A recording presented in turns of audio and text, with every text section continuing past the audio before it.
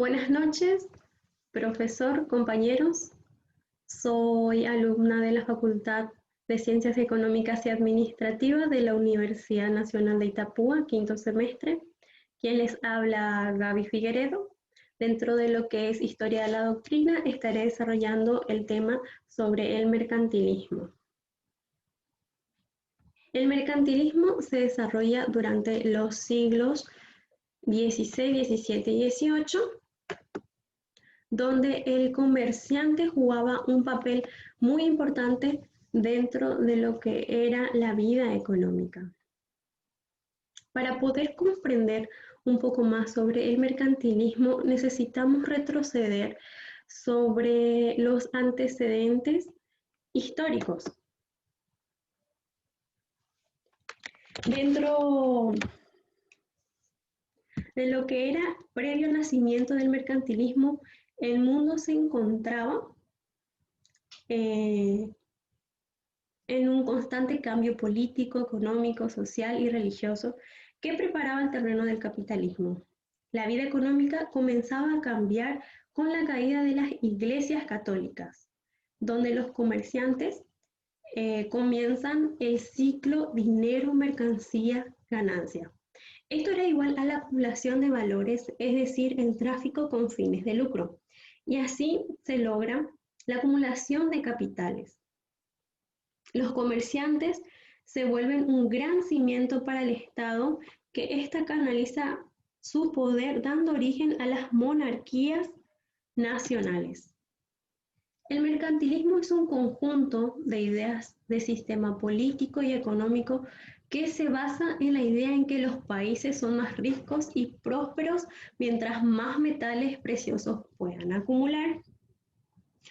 Hay dos maneras de analizar la economía: la aproximación doctrinal, que es el estudio de conjuntos de ideas cohesivos y estáticos de pensamiento de acontecimientos durante el día, y la aproximación política, proceso histórico, que se concentraban en el nivel de competencia y su papel para definir las instituciones económicas y políticas. Dentro de las características se basaban varias ideas unificadoras a lo largo del periodo, resaltando algunas características como la riqueza e interés nacional, la acumulación de riquezas, obtención de materiales preciosos como monedas, metales, oro, plata, la intervención del Estado, creando la balanza comercial favorable, el control de la moneda, regulación de la actividad industrial y comercial.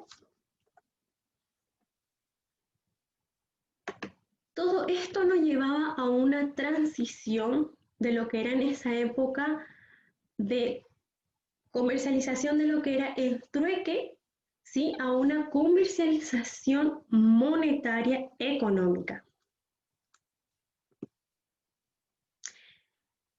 Dentro de esto tenemos lo que es el metalismo, ¿sí?, y el mercantilismo.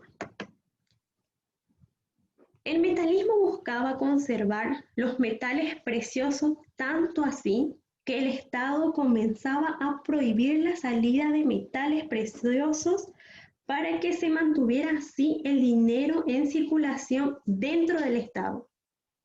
Y en cuanto al intercambio de lo que eran las importaciones, no se pagaban con estos metales, sino más bien buscaban otro tipo de bienes dentro de las naciones. Por otro lado, el mercantilismo era una dinámica que respaldaba a la expansión comercial. Los comerciantes requerían un Estado fuerte que defendiera sus intereses, ya que el crecimiento del Estado tenía que ver con el enriquecimiento de la nación, incentivando así la producción de la nación. Dentro de esto ya vamos a hablar sobre Thomas More y sus ideas fundamentales. Según Thomas More, el comercio era la única forma de aumentar la riqueza y en la búsqueda de ello propuso algunas ideas.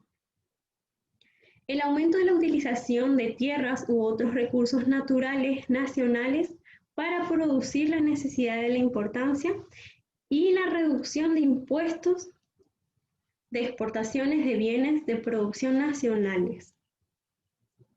Con esto también nos dan algunas características con el fin de aumentar importaciones, disminuir las importaciones. Nos dio varias ideas. Nos dijo que podríamos utilizar los recursos disponibles que teníamos dentro del Estado, seguir tendencias comerciales dentro del Estado y exportando a través de nuestros propios medios. El mercantilismo como la doctrina y la doctrina del nacionalismo.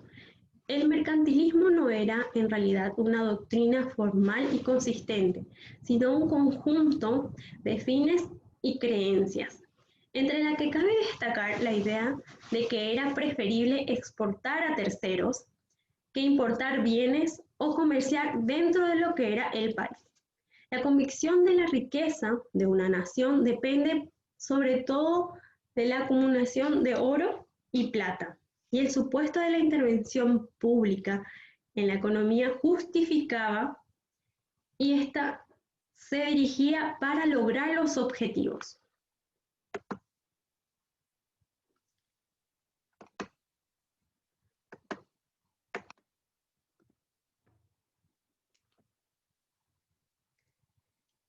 El mercantilismo y sus puntos más importantes que resaltaba dentro del comercio internacional, ¿sí? Era el papel, el dinero, la fomentación de la importancia de las importaciones primas y las exportaciones de los productos. Esto era aumentar la riqueza por medio de la acumulación de lingotes dentro del país. El mercantilismo como política interior se basaba entre las políticas que habían clases muy diversas de regulación de la economía nacional o internacional, las condiciones nacionales en las que la economía mercantilística típica se componían de regulación detalladas de algunos sectores de la economía, impuestos y subsidios en los casos particulares de algunas industrias y entrada restringida a muchos mercados. También tenemos el mercantilismo como proceso económico. Los fines nacionales eran adecuados a las políticas mercantiles donde ofrecían privilegios e incentivos a los hombres de negocios y regulaciones gubernamentales, entre ellos los controles, entradas y salidas dentro de lo que era el monopolio y la protección del Estado. El monopolio comercial lo que nos habla es sobre las limitaciones de las entradas forestales extranjeras. ¿Qué quiere decir? Aquellos que no cumplían con las leyes. ¿Por qué? Porque esto impedía los beneficios de la ciudad.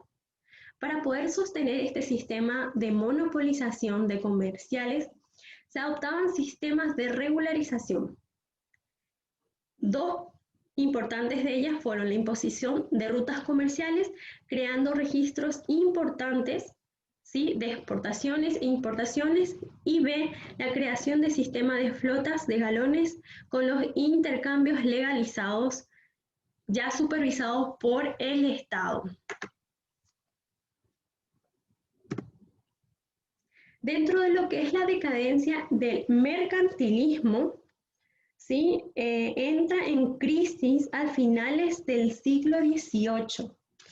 Prácticamente desapareció a mediados del siglo XIX, ante la aparición de las teorías fisocráticas y liberales. Vamos a hablar un poco sobre eso, ¿sí? Hasta mediados del siglo XVIII aparece el mercantilismo como un control estatal. ¿A qué se refería esto? A la riqueza interior generada más importaciones y las campañas y menos importaciones manufacturadas. A partir del siglo XVIII aparecen dos escuelas. La fisiocracia, de la mano de Quesnay, fomentaba la naturaleza de la agricultura. ¿Qué es esto? La riqueza productiva, donde los propietarios y agricultores generan riqueza de orden natural y no estatal. Y la otra escuela muy importante también es el liberalismo de la mano de Adam Smith, ¿sí? Que concentraba en la libertad económica. Acá aparece la iniciativa de las empresas privadas y no a la intervención del Estado, generando así la ley de oferta y demanda. La decadencia del mercantilismo constituye un giro histórico con Mandeville, que abrazaba la teoría empírica, sosteniendo que las importaciones y los sentidos constituyen todo lo que podíamos saber en el mundo. Y la transición institucional, donde nos hablaban de los cambios institucionales que produjo durante aquel entonces.